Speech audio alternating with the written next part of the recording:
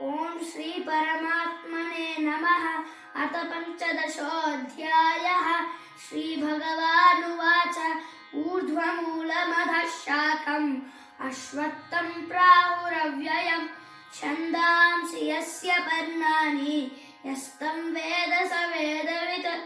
अधश्चोर्ध्वं प्रसृतास्तस्य शाखा गुणप्रवृद्धा विषयप्रवालाः अधश्चमूलान्यनुसन्ततानि कर्मानुबन्धीनि मनुष्यलोके न रूपमस्येह ततोपलभ्यते नान्तो न चादिर्न च सम्प्रतिष्ठा अश्वत्थमेनं सुविरूढमूलम् असङ्गशस्त्रेण दृढेन चित्वा ततः पादं तत्परिमार्गितव्यम् यस्मिन् गता न निवर्तन्ति भूयः तमेव चाद्यं पुरुषं प्रपद्य यतः प्रवृत्तिः प्रसृता पुराणी निर्माणमोहाजितसङ्गदोष